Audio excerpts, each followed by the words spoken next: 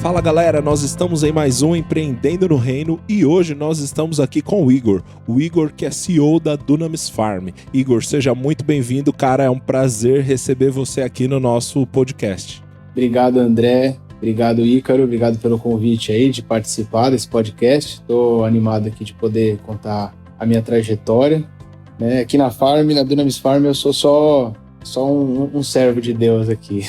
Boa, é isso aí. Bom, Igor, vamos começar então sabendo sobre essa trajetória aí. Conta pra gente seu histórico profissional, como as coisas aconteceram, de onde você vem. Sim, o André, eu conversei com ele há pouco tempo atrás, né, e ele perguntou algumas coisas da minha trajetória empresarial, enfim, onde que eu já trabalhei, de onde que eu vim, né, e eu contei um pouco e ele falou uma coisa que é verdade, que poucas pessoas sabem, né, porque hoje o que eu faço, eu viajo como ministro do Evangelho, eu gosto de pregar a palavra de Deus e faço viagens missionárias e é o que as pessoas mais veem, né, nas minhas redes sociais, as pessoas que me acompanham, o que elas mais conhecem a meu respeito. Mas a verdade, cara, é que eu tenho uma veia, assim, eu amo empreender, eu amo empreendedorismo, eu amo o ambiente empresarial, assim, então... Até porque meu pai, né, ele sempre foi um empreendedor, então desde pequeno, assim, eu lembro que com 4 anos de idade, meu pai me colocava no carro e ele tinha uma empresa de água mineral, né, chegou a ser a segunda maior empresa de água mineral do Brasil. Uau. E eu lembro que ele, nessas viagens que a gente fazia de São Paulo até Águas de Lindóia, que é onde ficava essa empresa, ele ia me falando, assim, coisas de empreendedorismo. Então ele falava assim, filho, sabe esse carro que a gente tá andando agora? Não sei. Então, deixa eu te contar como é que eu comprei esse carro. Aí ele me falava, né, da história de como ele conseguiu o dinheiro vendendo a água, e aí depois que ele fez um bom negócio, porque ele comprou aquele carro naquele ano e a tabela custava tanto. Então, coisas que assim, eram tão... Pra minha cabeça era muito, né, que eu tinha 4, 5 anos de idade. Mas são coisas que ficaram marcadas na minha vida para sempre. Então eu lembro que ele falava coisas assim desde pequeno, falava assim, filho, o segredo do bom negócio não está na venda, está na compra. Não é o quão caro você vai vender o produto, mas se você comprou ele muito barato, você com certeza vai ter um bom negócio. Então eram coisas que ele falava desde pequeno, né? Então assim, eu sempre amei trabalhar nesse meio. Eu lembro que a empresa do meu pai, ele foi a primeira empresa a exportar água para a África, né? Uma época ele até saiu na capa da Folha de São Paulo, eu tenho guardado, acho que foi 91, 90, alguma coisa assim. Então, assim, essa sempre foi uma paixão para mim. E, ao mesmo tempo, assim, eu tinha um sonho, na verdade, era o sonho dele, né? Que eu fosse advogado. Essa história é muito engraçada, porque ele sempre teve o sonho que eu trabalhasse na esfera jurídica, que eu fosse um juiz, um promotor, alguma coisa assim. E eu fiz Direito, então eu me formei na faculdade de Direito em 2000 e... Só o pessoal vai saber minha idade, né, se eu falar. Mas tudo bem, eu me formei em 2009 na faculdade de Direito e eu lembro que foi assim, para cumprir o que meu pai queria para minha vida, né? Não que seja errado, mas eu vejo hoje que a gente tem que buscar aquilo que Deus tem para as nossas vidas, né? E meu pai, com a maior... assim, o amor do mundo, ele achou que sabia o que fosse o melhor para mim. Então eu imagino que muitas pessoas que estão ouvindo a gente talvez cometam esse erro também, né, de buscar agradar alguma pessoa, buscar agradar, mesmo que sejam os seus pais. Não que a gente não deva honrar os nossos pais, com certeza a gente deve, mas o nosso chamado quem entrega é Deus, né? Eu creio que o meu chamado quem entrega é Deus e eu tenho que fazer essa busca sozinho. É uma busca que eu tenho que no meu secreto, né, no meu tempo com o Senhor, nos meus momentos de oração, leitura da palavra, enxergar aquilo que Ele tem para minha vida. Então, quando eu me formei em Direito, para o meu pai foi uma grande decepção eu ter abandonado a carreira jurídica, mas eu trabalhei por 5 anos no escritório de advocacia, e quando eu recebi uma proposta para virar sócio do escritório, né, um escritório bem conceituado, chamava De Vivo Advocacia em São Paulo, eu vi que se eu dissesse sim para aquilo, eu iria dizer sim pro resto da minha vida, porque, cara, como é que eu vou me desvencilhar? E o direito não era algo que eu amava de fazer. Eu gostava, mas assim, não era aquilo que preenchia meu coração. Cara, e nesse ponto eu quero aproveitar já para fazer uma pergunta. Esse isso que você levantou é algo muito legal, porque o direito não era sua paixão, mas com certeza você performava muito bem no direito, até Sim. porque iria se tornar um sócio do escritório. E a gente vive numa geração que, cara, às vezes a galera assim, ó, se eu não quero, eu jogo, chuto balde, e parece que a gente perdeu um pouquinho daquilo que nossos pais tinham, né? Que é, cara, beleza, eu preciso fazer isso aqui, então vou ser bom nisso aqui, e não interessa se não é a melhor coisa do mundo pra mim. Eu vou fazer bem feito porque é assim que eu sou, e é o DNA de Deus em mim e tudo mais. Eu queria que você falasse um pouquinho sobre isso. O que te levou a ser um bom advogado desde o início da sua carreira, e mesmo não sendo o que você mais amava? Cara, primeiro é o que você falou, né? Eu creio que, assim, pelo nosso DNA, né? Nós somos filhos de Deus, Deus faz as coisas em excelência, Ele ama a excelência, e eu acredito que nós temos que ser o exemplo, né? É o que a gente fala no Dunamis, nas reuniões das universidades, nos pockets, né? A gente sempre tem, nas reuniões a gente fala, cara, você tem que ser o melhor na sua sala de aula, né? Então, não adianta você ser um cristão, um crente, né? E pregar a palavra de Deus, mas você não fazer as coisas com excelência. Então, era algo que eu sempre tive. Eu falei, cara, eu preciso... apesar de que naquela época nem andando com Jesus eu estava 100%, mas eu sempre tive isso dentro de mim, de que eu tinha que ser o melhor naquilo que eu fosse fazer. Então, eu me dediquei, eu estudei. Só que a verdade, cara, é que sinceramente, eu nem me considerava um cara que era excelente na esfera jurídica. Eu sempre fui um cara bom de relacionamento, eu sempre fui uma pessoa diligente, eu sempre fui uma pessoa resiliente, né? Então, assim, todo mundo quer ter um sócio assim. Mesmo que você não seja o melhor na parte acadêmica. Mas se você é um cara diligente, você é um que faz as coisas que te colocam na sua mão, e, cara, isso até hoje eu sou. Eu posso bater no peito e falar, meu irmão, se me der um trabalho, eu vou até o final. Se eu falei que eu vou fazer, eu vou fazer. Até uma história engraçada que no Descend, né, acho que a maioria aí ouviu o Descend aqui no Brasil, sabe o que é. O Theo, que é o líder do Dunamis, né, e o Andy Bird, que é o líder lá da Jocum no Havaí, o Fire Fragrance, enfim... O Theo, junto com ele, né, que a decisão vinha desse grupo, junto com o Andy e tal, ele decidiu me chamar para ser o diretor de mobilização do Descend. O meu trabalho, isso foi agora em 2018, né? O Descend foi em 2020, foi 2019. E quando ele me chamou, eu falei, cara, como é que eu vou colocar 80 mil pessoas dentro de um estádio? Né? Porque esse era o trabalho do mobilizador. Cara, eu tenho que começar a ir nas igrejas, falar sobre o Descend, começar, usar marketing, fazer o que fosse necessário para conseguir mobilizar a galera. Eu falei, mano, colocar 80 mil pessoas dentro de um estádio. E a verdade, cara, é que a gente tem que ser completamente dependente de Deus, né? E eu lembro que o Theo, ele já me conhece, e aí tá um negócio que eu vou falar, é uma chave, assim, você tem que conhecer os seus liderados, né? Então ele é meu líder, meu pastor, e ele sabe como a veia para me instigar. O que é que tem que fazer para me instigar? O cara precisa me desafiar. Então, ele falou assim, ele de uma vez que ele falou assim, ó, Igor, se você fizer um bom trabalho, a gente vai conseguir lotar o estádio do Morumbi. Mano, aquilo ficou na minha cabeça. Eu falei assim, na hora eu respondi, eu falei assim, como assim se eu fizer um bom trabalho? Você não me conhece?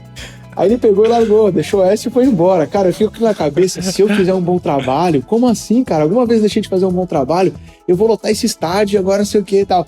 Então, me desafiou, né? Mas, assim, a verdade é que eu sou completamente dependente de Deus, né? Líderes influentes, eles são influenciados por Deus, a verdade é essa. Tem até um versículo na Bíblia que eu gosto, que é em João 5:19, fala assim, então Jesus falou, em verdade vos digo que o Filho nada pode fazer por si mesmo, senão somente aquilo que vir fazer o Pai, porque tudo que o Pai fizer, o Filho também semelhantemente faz. Então, a verdade, cara, é que se você seguir, a gente fala de seguir a nuvem, se eu estiver seguindo aquilo que Deus tá fazendo, eu estiver alinhado com os propósitos de Deus, cara, o que aconteceu? A gente não só encheu um estádio, como a gente encheu 3. Uau! Entendeu? E eu posso te garantir que não foi por conta do do esforço do meu trabalho, foi da minha dependência de Deus, da nossa dependência de Deus. Em ouvir a voz de Deus, dar passos de fé, porque a gente encheu um estádio em 5 horas depois que a gente divulgou. Depois a gente deu um passo de fé de alugar um outro estádio que era mais milhões que a gente estava se comprometendo em pagar. E aí o Allianz Parque foi o segundo que a gente encheu em 2 dias, 2 ou 3 dias. E depois a gente deu outro passo de fé de ver o Mané Garrincha. Então assim, eu peguei uma tangente aqui, mas o que eu quero dizer é que tudo aquilo, cara, que for colocado na minha mão, eu vou fazer o meu melhor. Então, na faculdade de Direito, cara, eu fui diligente. Eu fui pra cima e aí o escritório queria ter uma pessoa que sabia que se desse um negócio, ele ia fazer. Igor, só antes da gente continuar, antes de você voltar a falar a respeito da sua atuação no escritório, tem uma coisa que eu queria te perguntar. Vocês alugaram 3 estádios para colocar um monte de gente lá dentro. Geralmente, um empreendedor, às vezes, ele tem aquele frio na barriga de alugar até o primeiro escritório. Fala pra gente como foi. A gente sabe que você confia em Deus, a gente tá tranquilo quanto a isso, mas aquele frio na barriga, ele acontece. Será que o pessoal vai aparecer mesmo? Será que o pessoal vai pedir reembolso desses... Será que, sei lá, passou alguma coisa pela sua cabeça? Como foi? Você foi blindado de forma graciosa por Deus? Que eu creio que também é possível. Conta pra gente aí como foi esse momento. Cara, eu acho o seguinte, não, frio na barriga a gente teve muito. Muito, cara. Aqui na fazenda, né, na Dunamis Farm, onde eu trabalho, é um exemplo.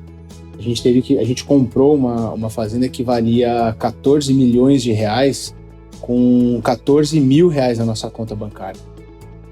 Meu Deus. A gente fez uma mobilização, cara, eu tenho um pastor, né, um líder na minha vida, que é o Theo, que é o cara mais maluco que eu conheço. É um cara que vai pra cima, entendeu? Então eu aprendi a dar passos de fé. E mesmo que isso custe, cara, assim, vai custar... A verdade é que se você quiser fazer alguma coisa que vale a pena, você vai te custar tudo, cara. Vai custar você, vou te falar, a reputação. Naquela época, quando a gente estava para comprar a fazenda, o Theo, ele mobilizou toda a galera do Dunamis, da igreja, falando que aquilo foi Deus que falou para ele que a gente ia ter uma fazenda, que aquela fazenda ia se tornar uma universidade, ia ter uma base missionária, que a gente iria transformar os líderes da nação que iam estudar aqui e tal. E aí, cara, como que você explica?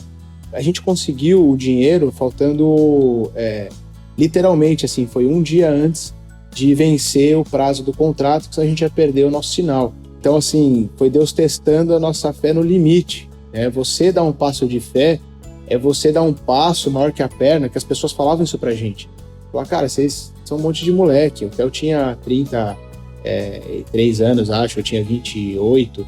E falou, o que você vai fazer com uma fazenda? Que isso, eu não passo maior que a perna. Ele falou, realmente, você dar um passo sem ver o chão, mas saber que você vai, na hora que você for pisar, o senhor vai colocar o chão. Nos estádios, cara, a gente teve que fazer coisa maluca mesmo, de alugar um estádio. Aliás, não começou nem no Descendo aqui, começou no Descendo lá em Orlando. Deixa eu te contar uma história rapidinho, que você fez essa pergunta, cara. Vou te contar um negócio. Manda ver. O Theo, ele foi numa reunião, isso é engraçado. Ele foi numa reunião lá na África do Sul, com toda a liderança do Descendo. E os líderes do Descendo são todos americanos, todos lá dos Estados Unidos, com ministérios nos Estados Unidos. E a primeira reunião foi assim, olha, a gente vai falar sobre o Descendo, esse movimento, tal, beleza, vamos fazer, vamos. Tá bom. Então, primeira coisa, quanto que cada movimento, quanto que cada organização, sendo representada pelos líderes lá, vai colocar para rodar esse negócio. E aí você tava lá, tinha lá o Daniel Kolenda, que ele representa lá, né, o ministério que começou com o Reinhard Bonnke, que é o maior evangelista aí da era moderna, e ele chegou e falou, eu vou colocar $200 mil. Eu não lembro exatamente se era 200 ou 250, mas era isso aí, $200 mil. Aí chegou lá o Todd White, falou assim, tá, que ele é do Lifestyle Christianity, a gente vai colocar $250 mil. Beleza. Aí foi, um por um, todo mundo colocando 250 mil dólares. Quando chegou na vez do Theo, o Theo falou, vou colocar 250 também. Aí os caras assim, tipo, olharam para um brasileiro, terceiro mundo, né? Não tô falando que os caras julgaram isso, mas assim, devem ter julgado sem querer, na cabeça deles é normal. Os caras já olham pra gente, cara, olhando a gente terceiro mundo. Pega leve. Aí eu falei assim, você vai colocar 250 mil reais. Ele falou, o Theo fica indignado. Tipo, por que você acha que eu vou colocar menos do que você? Só porque eu sou do Brasil? Só porque o real ele vale menos? Não, eu vou colocar 250 mil dólares. Só que nisso, o Theo contando essa história pra gente, na reunião de liderança do Dunamis, em São Paulo, depois que ele voltou. E a gente olhando pra nossa conta bancária, falou assim, Theo, da onde que a gente vai tirar esse dinheiro, cara? Tipo assim, a gente... E não é que a gente não tem coisa pra fazer. A gente tem muita coisa pra fazer, cara. A gente tá em uma fazenda pra construir. A gente acabou de construir aqui, estamos finalizando um campo na Dunamis Farm, que foi investido quase 700 mil reais, né? Que é a grama, e não é a grama que o pessoal vem aqui, é a grama sintética. Fala assim, pô, mas essa grama não tem no Brasil, né, cara? Essa grama só tem no estádio do Atlético Paranaense, que fizeram grama sintética, tal, padrão FIFA. Geralmente não é essa grama que eles colocam. Mas é exatamente, a gente não vive no padrão do Brasil, a gente vive no padrão do reino. O padrão do reino é excelência, é o melhor. A gente vai fazer o melhor. Então, cara, você tem que primeiro decidir viver no padrão do reino. Quando você vive no padrão do reino, você já sabe que você vai ter que dar o melhor. E para você dar o melhor, você vai ter que dar passos de fé, cara, porque senão você vai aceitar, você não aceita as circunstâncias que você está vivendo, você não aceita aonde você está. O problema é que o brasileiro, o cara na igreja, no Brasil, vive falando assim, eu sou brasileiro, a minha cotação o dólar é 5 ponto não sei quanto. E aí você vive de acordo com as circunstâncias do seu país, a economia do teu país, quanto que você recebe de dízimo e ofertas da sua igreja. Você não vive no padrão do reino de Deus sabendo que você está fora desse mundo. O meu passaporte não é brasileiro, meu passaporte é do cidadão do reino. Eu já tenho testemunho de, cara, que um monte de gente sendo barrada para ir pro Japão e meu passaporte foi aceito, sendo que japonês foi recusado. Eu falo assim, cara, por quê? Porque Deus quer que eu vá para lá. Então, o que eu falo? Você tem que dar passos de fé, você tem que dar passos de risco, tem que aceitar que você é um cidadão do reino, você é filho de Deus, todo ouro e prata é herança do seu pai para você.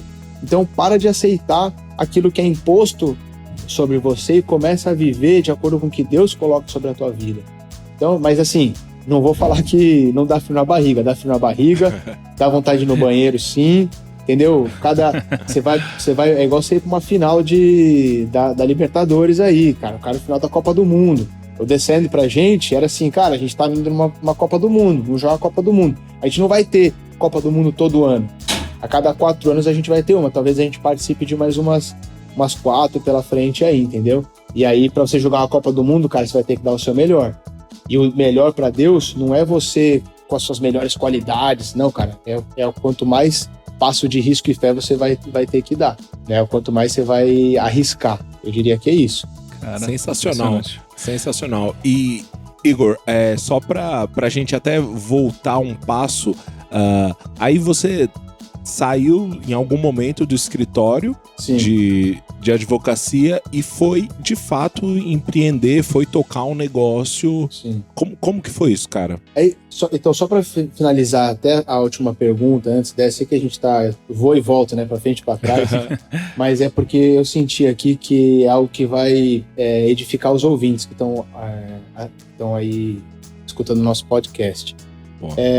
Cara, pessoas que estão aí no meio, querem trabalhar e tal, eu ia falar o seguinte: eu fiquei lá, eu fui muito diligente e resiliente, né, e fazia o que estava na minha frente, por isso que talvez os que me criam como sócio, eu digo de verdade que não era talvez a melhor pessoa juridicamente falando, e para quem está ouvindo a gente, eu ia falar, cara, isso é o que o mercado de trabalho busca, mais do que os seus atributos pessoais, né, que claro que você tem que ser excelente nisso, eu diria, cara, é a tua garra de trabalhar, entendeu? É ser o cara que vai uma milha extra, né? Aquela pessoa que não cumpre a jornada de trabalho, meu trabalho é das 9 da manhã às 6 da tarde, pego minhas coisas e vou embora. Mano, isso aí dá agonia para um diretor de uma empresa, entendeu? De ver o cara às 6 da tarde bater cartão. Isso não é feito para os filhos de Deus, cara. Você tá ouvindo aí, você tem que ser o cara que vai ser o primeiro a chegar, o último a sair, sabe? O cara que dá o exemplo mesmo de não fica enrolando no horário de almoço, não, você vai, come e volta para trabalhar, porque é isso que é valorizado, né? E com certeza as pessoas que estão ouvindo, os empreendedores, é isso que você vai valorizar nos seus funcionários, é isso que você vai valorizar as pessoas que estão abaixo de você. Mais do que aquela estrela do cara que é o camisa 10, porque ele é todo cheio de... consegue dar os dribles melhor, dar chaleira, não sei o quê, chapéuzinho. O cara não quer saber disso, quer saber o cara que é efetivo, o cara que dá o sangue pelo time, o cara que volta para marcar, entendeu? Então, eu falaria, esse seria o meu conselho. Aí eu saí daquela história de advocacia, cara, que, como eu falei, foi uma baita de uma decepção pro meu pai, mas aí eu trabalhei depois de uma outra empresa, eu trabalhei na empresa do meu pai, saí de lá, fui trabalhar na empresa de água mineral do meu pai, e meu pai nunca foi assim, mole comigo. Ele falou, cara, você quer ser o dono? Você não vai herdar isso aqui só porque você é meu filho. Você vai passar por todas as áreas, então eu carregava caminhão para saber como é que funciona. Meu pai sempre falava isso, é uma coisa que eu sempre guardo. Para você não ser enrolado, cara, você precisa estar nas áreas para saber como que se faz.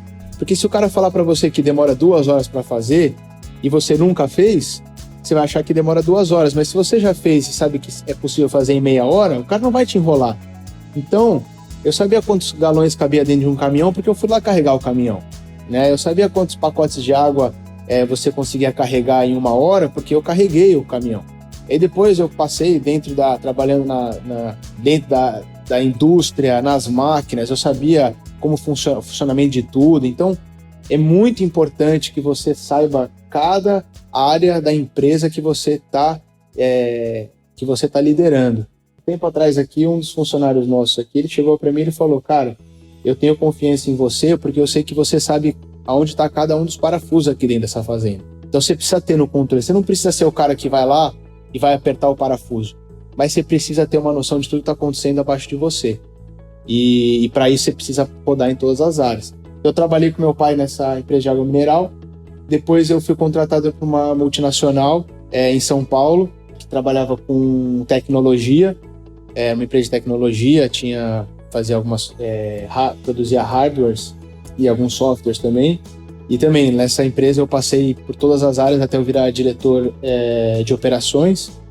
E quando eu tava, cara, no meu auge, assim, não tava no meu auge, mas quando eu tava assim, eu tinha uma proposta para permanecer nessa empresa e pegar uma parte de uma sociedade, de uma outra empresa que eu abri junto com o dono. Foi quando eu vi, cara, que eu tava me sentindo vazio. E assim, as coisas que eu sonhei para minha vida em termos de aquisições, né, eu tava bem, eu tava ganhando um salário bom, eu tava prestes a me casar na época, eu tava num local que, assim, tinha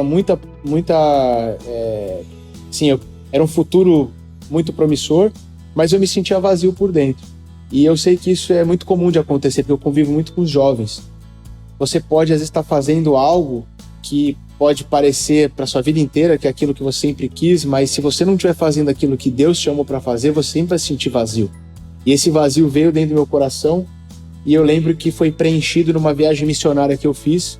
Fui para o Uruguai, foi a primeira viagem missionária do Dunamis, e cara, nessa viagem eu vi assim, a galera orando pelos enfermos no meio da rua, e a galera sendo curada. E eu comecei a orar pelas pessoas, e eu vi as pessoas sendo curadas. E eu falei, cara, é isso que eu quero para minha vida. Não necessariamente só orar pelos enfermos ou fazer viagem missionária, mas cumprir o chamado de Deus para minha vida. Eu creio que isso é um chamado para todas as pessoas. É o ID, né? Pregar o evangelho a toda criatura, né? Você ir para todos os lugares e você pregar, você curar os enfermos, você libertar os cativos. Então foi ali que eu decidi largar tudo e falar assim, cara, eu vou servir a Deus com tudo que eu tenho. E aí eu abri mão de tudo, eu larguei a minha carreira lá nessa empresa, fui para os Estados Unidos. Eu ouvi falar de uma escola que tinha lá nos Estados Unidos de ministério, na Califórnia, e eu fiquei 3 anos nessa escola. Cara, eu larguei tudo. Deus, ele falou para mim no 2º mês que eu tava nessa escola, ele falou que era para que ele queria que eu desse todo o meu dinheiro. Então eu tava com 28 anos. Todo o dinheiro que eu trabalhei nesse período todo e que eu conquistei e guardei, o Senhor mandou eu dar. E aí, para mim, foi muito louco, porque eu fiquei 1 mês batalhando com Deus, falando assim, não vou dar todo o meu dinheiro, Deus. Tipo, essa é a minha segurança. E um mês que ele falou comigo, chegou no... Assim, Deus, ele é muito... É um Lord, né? Mas depois de 30 dias, eu lembro, cara, eu ficava brigando com Deus. No começo eu falava assim, não é Deus, é o diabo que tá pedindo meu dinheiro, né? E aí, quando eu sabia que era... Não, era coisa da minha cabeça, né? Você vai dando desculpa. E quando eu tive certeza que era Deus, eu falei, eu não vou dar. Deus falou assim, mas você precisa dar, eu falei, não vou dar. Aí ele falou assim pra mim, hoje eu sei onde tá o seu coração. Porque você abriu mão da sua carreira, você abriu mão do seu trabalho, você abriu mão da sua família. Eu tinha aberto mão da pessoa que eu tava me relacionando, que tava com planos de casar. Larguei tudo pra seguir a Deus, pra ir pra um lugar que eu sabia que eu precisava mais de Deus. Só que eu não queria abrir mão do meu dinheiro. Naquela hora, cara, eu falei, não, não é aí que tá meu coração. E Deus falou pra mim assim, o chamado que eu tenho pra tua vida, eu preciso que você esteja 100% entregue pra mim. Eu não posso que você tenha o seu coração apegado no dinheiro ou nada disso.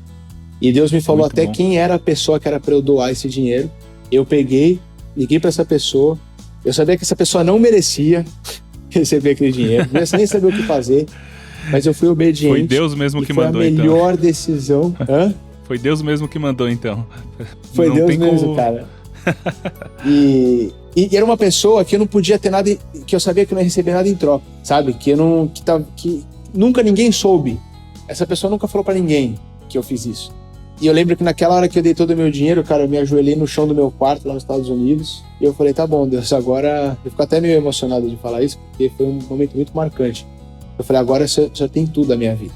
Aí ele falou pra mim, agora o seu ministério vai começar. E ele começou a me levar pras nações e eu comecei a pregar o evangelho, cara. Eu já fui pra 29 países pregando a palavra de Deus, fazendo missões.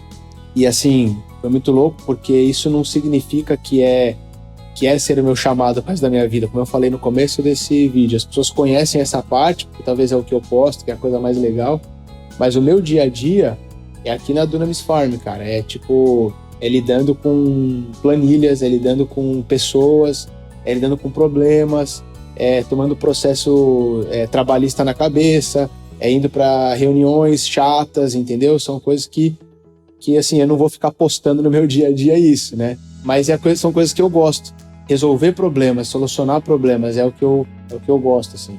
Cara, que legal. Isso, eu até queria já perguntar sobre isso.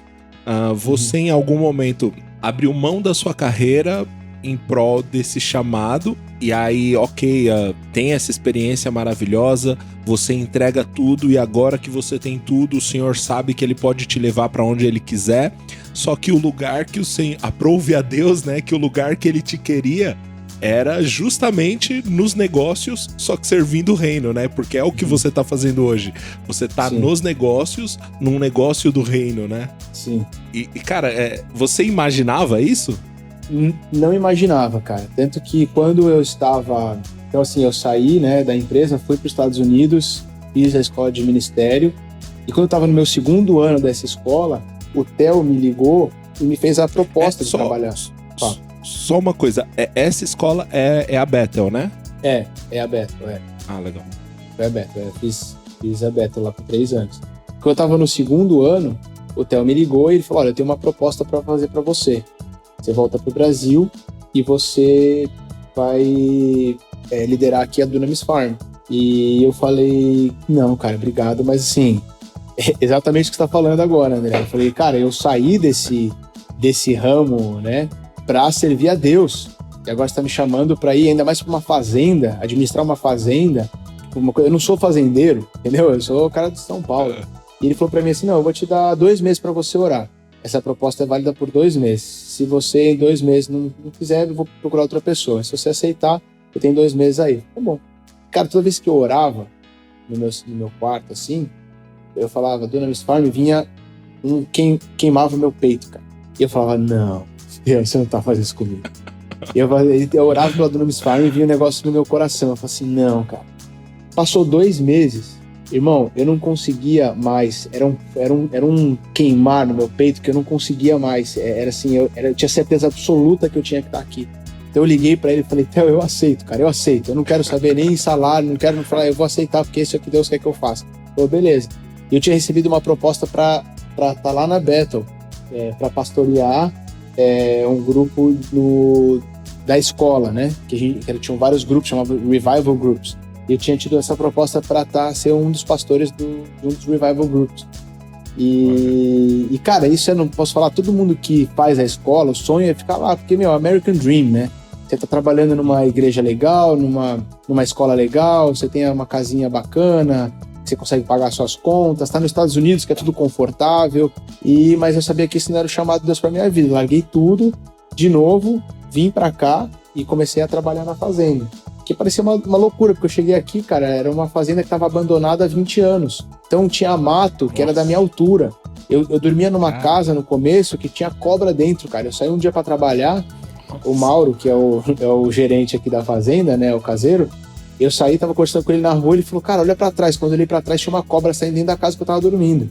Uma cobra gigante. Nossa. Então eu falei assim, o que eu tô fazendo nesse meio de mato, cara? O que eu tô fazendo aqui? Então, eu creio, cara, que eu sinceramente, eu acredito que Deus não trabalha quando a gente tá na sua zona de conforto. Porque o nosso objetivo, cara, é estar sempre crescendo, evoluindo, aprendendo. E quando você tá confortável, você não tá aprendendo nada. Você tá fazendo o que você tá acostumado. Então, eu ouso em dizer que se você que tá ouvindo aí, e você tá confortável, cara, você não tá no lugar certo. Você tem que estar num lugar que tá te instigando a você crescer o tempo todo. Eu falo isso pra minha vida. Quando eu tô muito confortável, eu falo assim, não, tem coisa errada, lá vem Deus vai vir de alguma forma aqui, cara, porque eu tô muito confortável, ele vai me tirar da zona de conforto. E é muito mais excitante a vida assim, né, cara? Cara, olha, ontem eu preguei exatamente isso, cara. Eu sou pastor, né, nós somos de um ministério e eu tô pastoreando uma obra e ontem eu preguei exatamente isso. Busque o propósito, não o conforto. Exatamente essa frase que você trouxe, cara. E pra mim é incrível você tá tocando esse ponto. Só queria fazer essa consideração. Não, muito bom, cara. É isso aí. É isso mesmo. Tem uma frase aí de efeito que o Theo fez, mas eu não gosto de frase de efeito. É que o Theo tem uma frase que ele fala, né, que seu chamado, não sei, começa a partir da sua zona no final da sua zona de conforto. Enfim. Mas, pra mim, cara, é muito isso. É você, realmente, o seu chamado tá lá quando você tá sendo instigado pra alguma coisa. A vida, cara, principalmente pro jovem. Por que o jovem vai pras drogas? Por que o jovem nunca tá satisfeito, né? Por que o jovem quer saber de sexo, drogas e rock and roll e não vai pra igreja? Porque a vida na igreja é chata. A real é essa, cara. A vida na igreja, se você for ter uma vida de um crente, aquele crente que não tem uma vida que tá buscando você dar passos de fé, risco, entendeu? O cara que tá orando pelo enfermo, mesmo sem saber se o cara vai ser curado ou se não vai. O cara que dá um passo maior que a perna, mas porque acreditou em uma palavra de Deus. O cara que não tem certeza nem se foi Deus que falou com ele, mas ele vai mesmo assim. É o cara que tá com medo, mas vai com medo mesmo. O cara que aceita uma proposta que parece loucura pra cabeça dos homens, mas, cara, acha que é Deus que tá falando. Se você não tem uma vida assim, cara, você vai buscar droga, você vai buscar satisfação, o prazer momentâneo no sexo, fora do casamento, você vai buscar coisas que estão fora da igreja, porque a igreja não tá te instigando, a vida com Deus não tá te instigando. Então, eu falo isso, cara, Deus, ele quer sempre tirar a gente da sua vida de zona de conforto, porque é uma vida de aventura, cara, e jovem quer saber uma vida de aventura. Então, é um conselho para todos os pastores, irmão, instiga seus jovens a viver fora da zona de conforto. Para de ser aquele pastor que fica pregando do púlpito e só falando o que o cara tem que fazer e só pregando coisas que vão alimentar talvez o cara está assim, confortável porque Deus me ama, tal, beleza, Deus te ama, só que Deus tem um propósito na sua vida, vamos fazer alguma coisa, sai da sua zona de conforto. Eu falaria, cara, porque vou te falar, cara, se a vida aqui na farm fosse uma vida monótona, assim, se fosse uma coisa que eu faço todo dia, acordo e vou sair às 6 horas, tal, eu já estaria fora daqui há muito tempo, cara. Entendeu? Eu não consigo viver assim. Eu não consigo, cara. Eu tô fora. Se a vida com servir o reino. Servir o reino é excitante. Mano, tem uns caras vêm aqui. Teve um cara da vidraçaria esses dias. Ele chegou aqui e tava mancando. Porque eu sou a pessoa que tá liderando aqui a Dunamis Farm aqui, eu não vou orar por ele? Na hora, bicho, eu cheguei e falei assim, cara, o que aconteceu? Eu tava jogando bola e tal, não sei o que. Eu falei, posso orar por você? O cara olhou pra mim com uma cara de assustado, né? O que é isso, cara, que ele tá falando? Aí eu falei, não, eu vou orar aqui, cara. Sabe, Jesus, ele curava os enfermos e ele fala na palavra que a gente tem que fazer a mesma coisa. Posso orar? O cara achou que era maluco. Eu orei pro Leiro e o cara foi curado. O tornozelo dele. O cara falou assim, mano, como assim, cara? O que é isso? O que você fez? Não, beleza, vamos continuar, vamos falar de negócio aqui e tal. Quanto que é pra fazer esse vidro aqui? Então, é uma coisa que tem que ser natural, entendeu? Muito bom, da vida do crente. É natural. Não é tipo, vem aqui, agora vou orar. Vamos para a igreja que eu vou fazer uma oração para você diante do altar. E a oração é, você entendeu? Tudo quadradinho ali. E aí, meu irmão, vida que segue. A vida do crente é essa: orar pelo enfermo, é liderar as pessoas, é você cuidar dos negócios. É isso. Eu acho que isso tem muito a ver com o lance do id, né? Porque Jesus não falou ide pra igreja e em vossas reuniões fazeis discípulos, né? Ele falou ide por todo mundo. Então, cara, se você mora numa fazenda, se você mora na Faria Lima, velho, esse é seu mundo e é lá o lugar onde você vai fazer discípulos. E, cara, muito, muito legal você tocar nesse ponto. Só que o nosso papo aqui tá se prolongando um pouquinho e, cara, daria pra gente fazer vários episódios com você, Igor. E, inclusive, né, nós já estamos combinando, né, pra galera que tá ouvindo, nós já estamos combinando uma visita lá na Dunamis Farm, até pra mostrar pra você, obviamente, a maioria da nossa audiência já conhece, mas a gente promete pra vocês o próximo papo lá, junto com o Igor. Mas agora, pra gente caminhar pra... Não todos os seus ouvintes, né, cara? Que é muita gente, mas... Ícaro e André, vocês estão convidados. Boa. Pra gente caminhar pra parte final, cara, a gente tem um quadro aqui que é um bate-bola. Então a gente faz perguntas mais rápidas e com respostas mais rápidas, beleza? Nossa, eu detesto essas coisas. Vambora, vai. Boa. Cara, fala pra gente o que você tá lendo agora. Cara, eu tô, na verdade, relendo um livro do Bill Johnson, Quando o Céu Invade a Terra. Boa. Fala um pouco da sua rotina, como é que é? Você acorda às 5 da manhã, toma banho gelado, você tá numa fazenda, geralmente o banho... Cara, eu acho muito interessante essas práticas dos coaches aí. Tem uns coaches que eu sigo, que eu gosto, assim, mas pra mim banho gelado não funciona. A gente brinca muito com esse negócio aí. Irmão, eu falei do banho gelado porque a gente brinca muito com esse negócio nos episódios. Você toma banho gelado também? Sim. Justamente por isso, cara, eu não que tá tomo na banho moda. gelado. Deus me livre. Eu brigo com a minha esposa, que a minha esposa, ela é carioca e ela tá acostumada com água gelada do mar, né, cara? E eu, assim, eu tenho terror, eu não gosto de água gelada. Mas enfim, eu tomo banho quentinho. Primeira coisa que eu faço, eu acordo. Quando eu vou pro banho, a minha esposa vai fazer o café da manhã. E aí, quando eu saio do banho, a gente toma um café junto. Eu faço um devocional com ela. Saio devocional com ela, eu tenho um devocional com todas as pessoas da fazenda. Todo dia é de lei, meia hora por dia. Eu faço devocional com a galera aqui. E nesse devocional eu vou trazendo princípios, né? Princípios do reino e os princípios, valores do Dunamis, valores que a gente acredita, né? Que, claro, estão embasados tudo na palavra do reino, mas são coisas de como a gente acredita. Então eu vou sempre passando esses princípios e valores. E, cara, aí daí pra frente minha vida é muito assim, não tem uma rotina certa, cara. Eu faço reunião, eu tô no pasto vendo o gado, eu gosto muito de mexer com os animais, eu vou pro bananal ver como é que tá a plantação de banana, eu gosto também de interagir com as pessoas. Isso vai até, agora são quase 8 da noite, né, essa entrevista.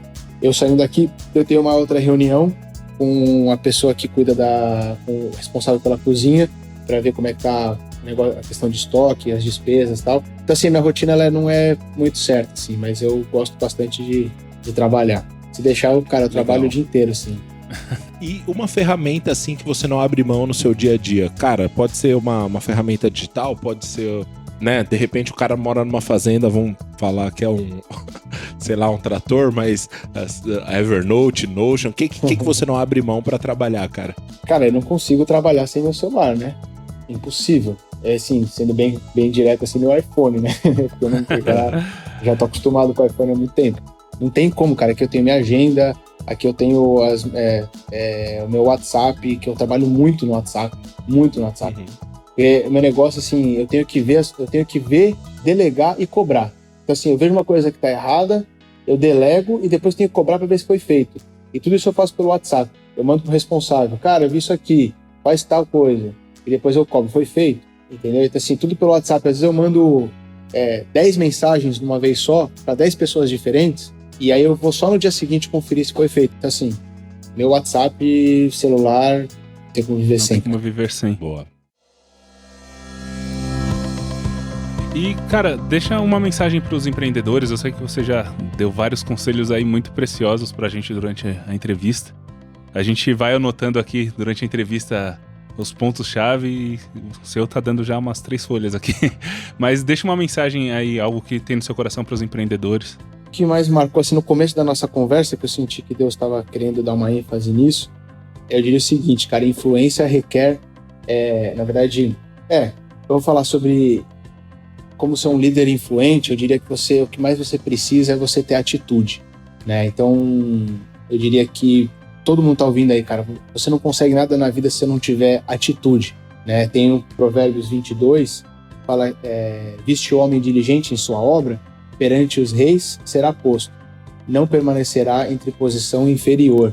Então, eu diria que sim, cara, uma chave é todo mundo aqui quer ser um líder de influência. Todo mundo aqui, independente do que você for fazer, se for para você trabalhar, para você angariar dinheiro, para investir no reino, ou para você trabalhar, para você, sei lá, ganhar uma posição de... Todo mundo quer ser influente, a verdade é essa. Porque você quer fazer algo, né? Você quer que a sua vida tenha um sentido em alguma coisa, e para isso você precisa ter influência. Isso é atitude, cara. Você precisa ter atitude em tudo que você faz. Eu falei sobre eu ser uma pessoa que eu sei que eu sou uma pessoa resiliente, mas você precisa ser diligente, você precisa ter prontidão, você precisa ser uma pessoa ativa, aplicada, entendeu? Essas são pessoas que tomam atitude. Diria assim, não peça influência para Deus se você não tiver atitude, né? Você vai ser colocado diante dos reis se você for uma pessoa diligente, se você tiver atitude. Liderança tem muito mais a ver com atitude do que com técnica. Então, mais do que você, cara, eu sei fazer isso, sei fazer aquilo, eu sou bom na minha... 80% da liderança, isso eu ouvi o Silas Malafaia uma vez falar. Ele falou assim que 80% da liderança tem a ver com atitude, tem a ver com tomada de decisões.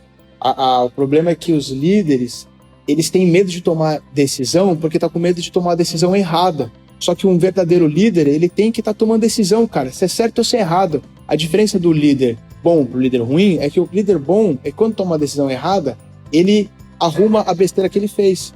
Então, eu faço isso com a minha esposa, estava contando esses dias, ela estava falando para mim ontem mesmo, a gente estava tendo uma conversa, ela falou, poxa, você tomou uma decisão lá que foi errada. Eu falei, amor, mas eu preciso tomar decisão, entendeu? A diferença é que você vai poder contar e confiar que mesmo se eu tomar uma decisão errada, eu vou assumir a bronca.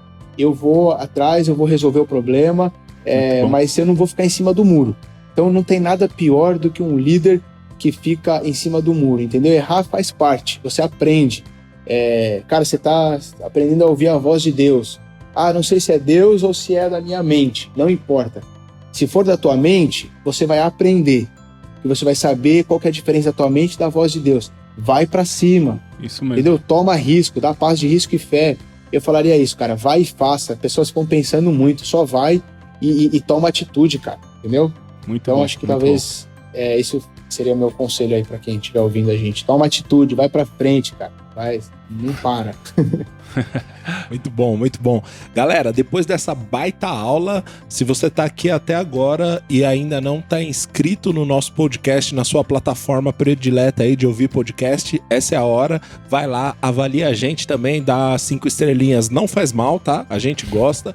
Igor, muito obrigado, cara, pelo seu tempo, muito obrigado por ser sensível às direções do Espírito Santo. Eu tenho certeza que você tocou em pontos tão precisos aqui que, cara, é notório, assim, que o Espírito estava te guiando em algumas coisas que você foi falando, e eu tenho certeza que a gente vai ouvir feedbacks maravilhosos sobre essa entrevista.